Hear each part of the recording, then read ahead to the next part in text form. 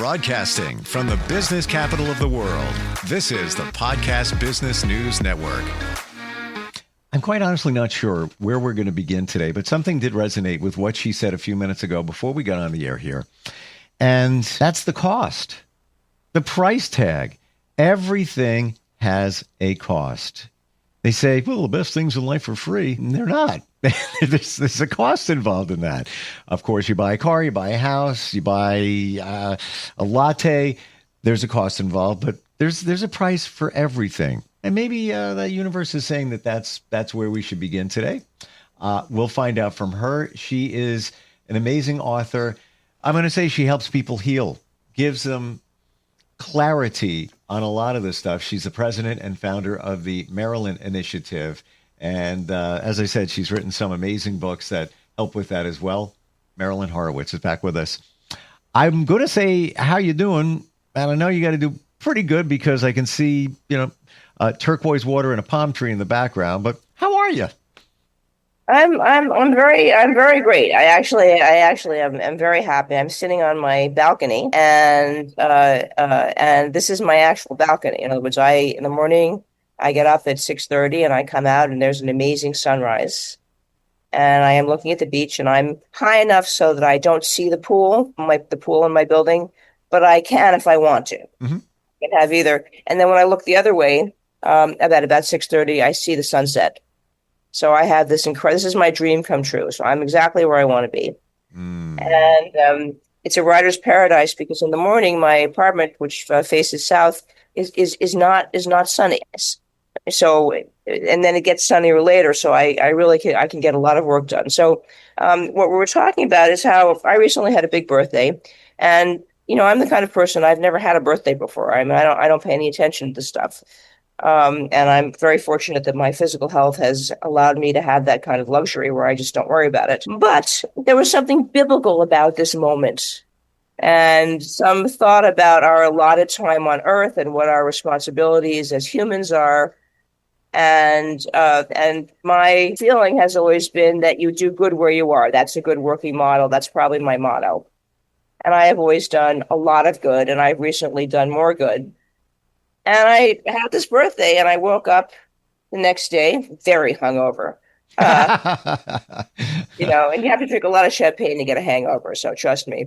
And I thought, I don't have to do any of this anymore, because I don't have to be this old person. I'm not responsible for the old story that I have carried for all these years that I've cobbled together. Now, remember, I'm a story expert, and when I talk about story, I don't mean, what happened was, or, being, beat up or whatever. It's a story about how you overview your life. Do you feel like a success or a failure? Because you hit these birthdays and you're like, well, wait a minute. All the things that I did basically worked out. I'm going to knock wood. I don't have to work. I'm free. I don't have some crappy relationship that I'm dragging around. I have wonderful friends. I'm in the middle of 2 new fascinating books that I'm working on. And I thought, so what is my obligation? And who is that obligation to? And I think this will resonate for you, Steve. So people like you're like me, you've always done service. In other words, maybe you had self-interest, but a lot of people benefit. Like when you do something, people get paid, things happen, the world gets to know something. So, and as you say, nothing's free. But on the other hand, just because you're compensated for doing good work doesn't mean you haven't given something to the world beyond, the measure of the money. So I had this experience I just explained to you, I had a very bad plantar fasciitis, is when you get this tear in your ligament on one of your heels and you can barely walk. If you haven't had it, you can't possibly imagine how painful it is. But one of my friends who has had both kidney stones and a plantar fasciitis says kidney stones are a cakewalk, pun intended. Wow. Compared to the plantar fasciitis. So in order to get rid of it, I realized, because I'm me, that it was a completely emotional issue, and that whatever postural issues, I was carrying, because remember, I'm certified in all these different somatic technologies, and I figured I had to correct my posture. That was my, and so I found someone who does something called Feldenkrais, which you can look up. It's a related technique to Alexander. It's a somatic technique, but it has a different emphasis. And the emphasis is to change your relationship with self-love, but not through words or therapy, through literally moving. It's quite a thing. So I know with the Alexander technique, that's to release tension that we hold on to. But with this technique, describe it again, because I have a question right there. It engenders by through gentle movements that create a different kind of awareness. It shifts your core relationship with yourself, and what it does, from my perspective, is that basically, to me, biology is a story that was created by our biological imperative to make sure we don't get killed, right? And so all this, what my conclusion after all these years is, all this trauma and all this stuff is completely irrelevant. If you want to transform yourself, you've got to go and figure out where the basic instinct for survival got twisted around, right? Overemphasized. And work there, but I'd never found anything that was. I'm going to say things are palliative. Things can help you, but the point I want to make here is that I'd still do it once a week with a trainer, but I've had these experiences, and one of them, which was most profound, was to realize that for all these years, because of my societal training or whatever, I had written my life off as basically a failure. And I felt disappointed on this profound physical level. And in neuroscientific terms, you have this thing in your brain. It's actually physically a piece of your brain called the habenula. And the habenula protects you by not allowing where you might fail again because you've had such emotional distress and physical distress over it. So that's a longer conversation. Part of my work is how to not trigger that. It's there to protect you. Even though it's gone dreadfully awry. And so I had this experience of waking up one morning, soon after this major birthday, and suddenly I went, that's not in me anymore. That rating of my life as being a disappointment is not there. It's just not there. Okay, I'm going to repeat that. It's just not there. It's something I've carried since who knows. And I said, well, if it's not there, was it ever mine? And I realized that that's how my mother processed her own life, and that somehow, on some very, biological level, I had taken that on not to make her look bad or to some way to protect her or protect myself. And there was something about doing the Feldenkrais and doing these movements, bi-weekly to move, when suddenly this thing just spontaneously healed itself. Years and years of therapy. I'm like you, I'm a seeker, doing yoga with one ear wrapped around my leg and, all that stuff. I've done all that stuff. Nothing worked. This worked. And it worked completely spontaneously. And I just want to share it. It's just, Steve, it's remarkable. I literally feel like a different person. What did it feel like at that moment when you had that realization, like, oh, wait, it's gone. It never really was part of me. I was holding on to it. What did that feel like? I think the relief and the complete delight that it was, I kept poking it, did it move over here? Did it move over here? Did it move from this side over here to that side? Is it hiding somewhere? And the fact that it just was no longer a part of me, that it had released itself. And the point was, nothing was replaced. So that's the thing, that the price you pay is that right, like right now, I would describe myself as a blank whiteboard. Like if I'm a schedule, there's 8 to 9, 9 to 10, 10 to 11.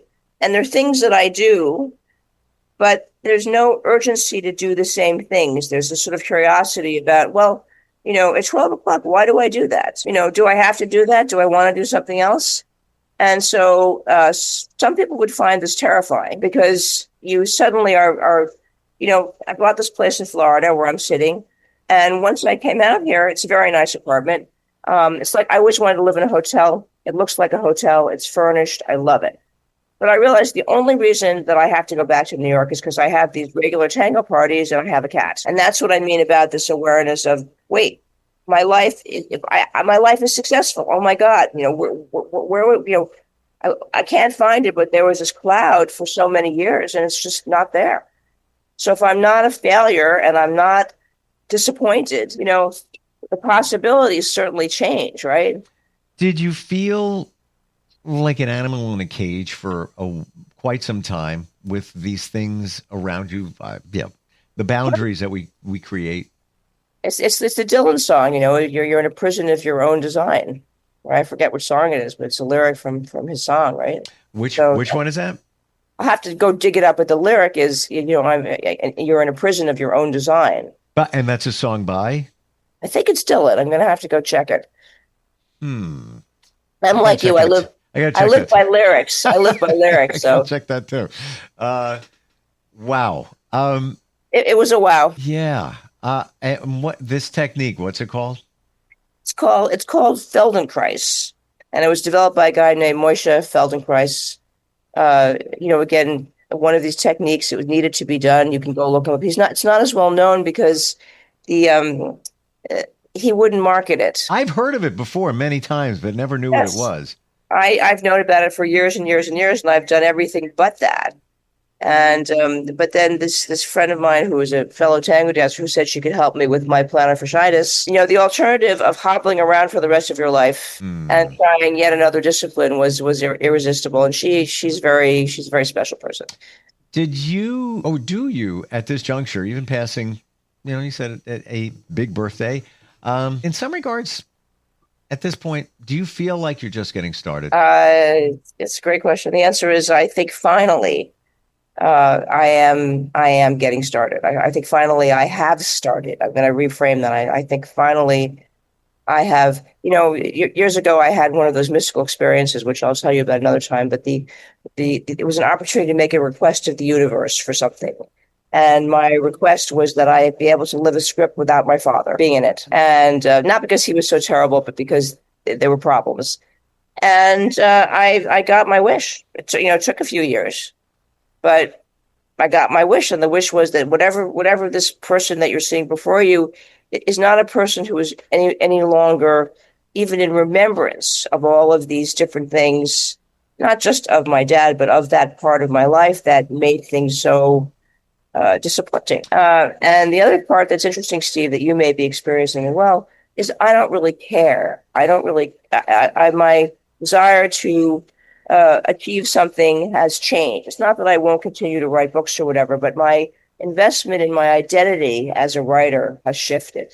Do you feel that you've come up the ladder of authenticity with all of these techniques and maybe arrived very close to who you really are, whereby previously you weren't you were, but you weren't. And then it just feels uncomfortable. Something's not right. Not really sure what it is. When you say yes to somebody and you really meant to say, no, I don't want to do that. But yeah, sure, I'll be there. Yeah, no problem. That's not what I want to do. I'm not being authentic. But now you're at that point where authenticity. Right. Well, but authenticity is interesting. And for a small example, I just bought this new place and the shower head was leaking, but it's a pretty shower head. The workman came in to help me. He went to Home Depot and the shower head he brought me was not as pretty as the other. Let's say more serviceable. And initially I didn't like it. I sent it back. And then when I looked at it, I thought, this is the new me. It's serviceable. It is more serviceable than any of the others. And again, to have a different identification with something this small, my identity was not tied up in whether I liked it better. Of course, I preferred the other one because it was the first one I saw. But the idea that my identity was, oh, this is more serviceable. I will get better use out of it. Is a complete change in how I would look after myself, protect myself. You see what I mean? In other words, the self relationship is so different. Would you say that even in the shower head example, and it could be anything, that you held on for a moment to that better looking shower head because let's say you had guests come in and I want them to see the better shower head because that's me, or I think that's me. And you realize I don't really give a crap. Does it work? Is it look nice? Is it functional? All right, we're good with that. You think that you had that realization? I think that's been a general realization, which is that a lot of the basis for which I do things has stopped being done. Yep. For example, I thought, oh my God, I have to go back because my cat's there and I'm a cat owner. All these identifications. But ironically, the same lady that helped me with the Feldenkrais, because we would work in my house on my yoga mats, the cat was always there. And she's about my height, which is not much. And she has a similar energy. And so last time when I left, I asked her if she would come over and feed the cat at the same time that we would work. and the cat likes her so much. I mean, they're not like, petting buddies, but he's not experiencing any trauma when I'm not there. So it's amazing how Mm-hmm. I and heard this week, and it seems like it's in line with what we're talking about. Now, we often hear in terms of energy that love is the highest vibration. Joy is up there. They're pretty high vibrations in terms of energy. sure. And then somebody said to me, "No, I don't. They're high in vibration." But I believe, this is what they said to me, I believe that authenticity is the highest vibration. And I said, when you think about it, if you're who you really are, then the love and the joy are there with you. And if you're not really being who you are, you come down some notches in terms of the energetic vibration. I'm kind of buying it. What do you think? I think so, but I think the mistake is that joy and happiness. Again, this is the further. In other words, I would not describe myself as either particularly joyous or particularly happy. I would describe myself as very centered and very. Content? I'm not a content is not a word that's good in my vocabulary. I'm so different, not my I don't frame mean of settle. I don't mean settle. no, but I am at peace. In other words, I understand. Yeah. I understand that basically whatever this means, this is what there is, and that once you get there and you stop needing a story about it, including be here now or any of those temporal things, then something else happens to you, and then I don't know how to describe it to you, but I feel like in this part of me back here, it's quiet. I don't feel that there's a whole village living back there. I just feel like it's quiet back there. It sounds like you've arrived where you've found peace, and you're you. I'm going to tell you, we've talked quite a few times, Marilyn. I get it. You're away, Florida, and a beautiful place. But you look radiantly comfortable and happy. Just happy with you. Like you've shown up. All right, I'm finally here. It took a while. Yeah. Yeah, I feel like I really, Stevie, you and I have been on this quest, individually for years and years and years, and I did it 100%. I nailed it. And part of that was that place that you're in right now. And I something says I need to ask where you are. Did you manifest that? Of course. It seems so. But I don't believe it. But another thing, I'll tell you two quick things. This will help you. Number one, I don't believe in manifestation in the sense that you mean it. I believe the way I think you do it with it, but you call it something else. The manifesting is that you are a certain way. In other words, you receive it. All the stuff about visualizations and stuff like that. It's all good because it changes your frequency.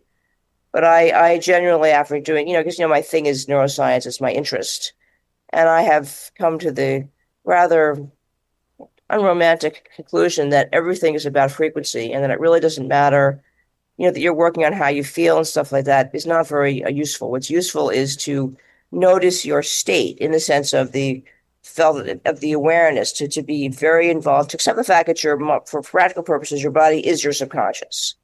And if you want to manifest in a way that is generative, the idea is you have to be holding the frequency. It doesn't matter whether you're imagining your bank balance going up by $10,000 or you're meeting Mr. or Miss Right or whatever, or losing weight or whatever. It's more what you're seeing in me right now. In other words, you have to hold this frequency where you are very much in yourself and you are available.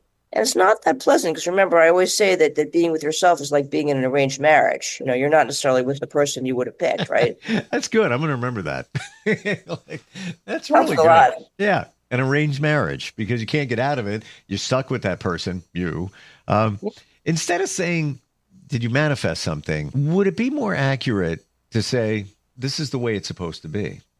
Like where you are seems, this is the way it's supposed to be. Yes, you could say that my current word of the day, since that's what I practice is this every day I have a word, is receptive. In other words, that I wake up in the morning and I do the hug. I love you, Marilyn. We'll always be together. We'll always be safe. We are enough.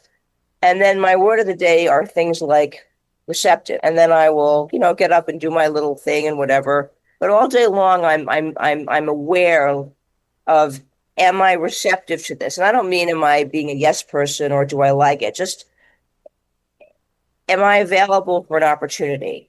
Sure. Open. Are you open to it?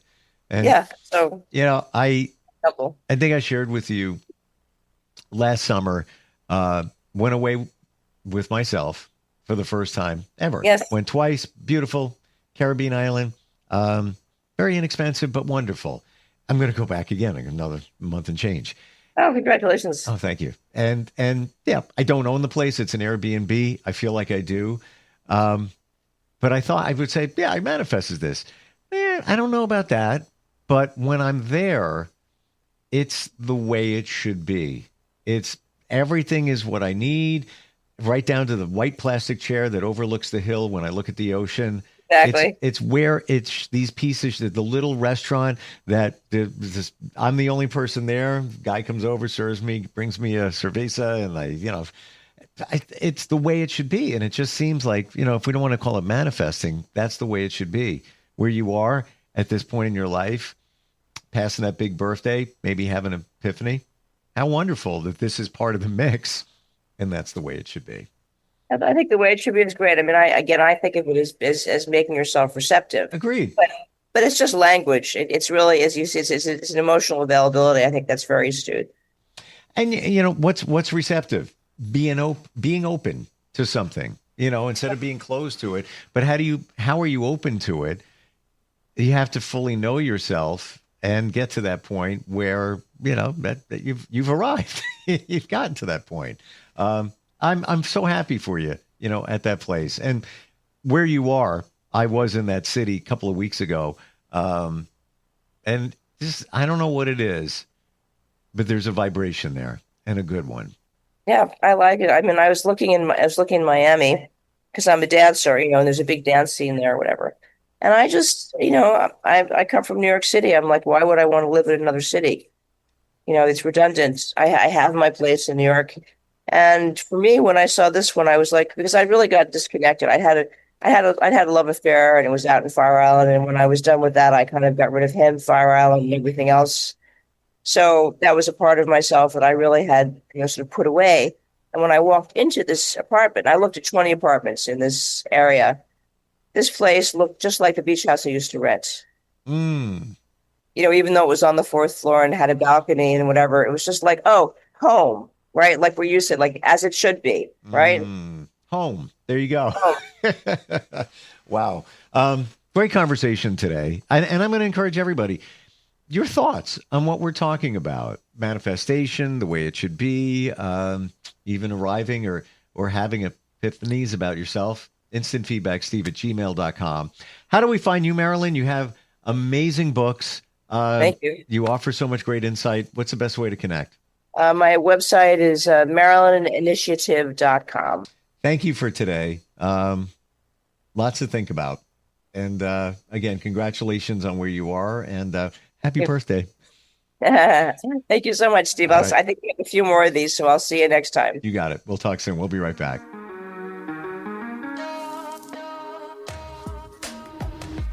Broadcasting from the business capital of the world, this is the Podcast Business News Network.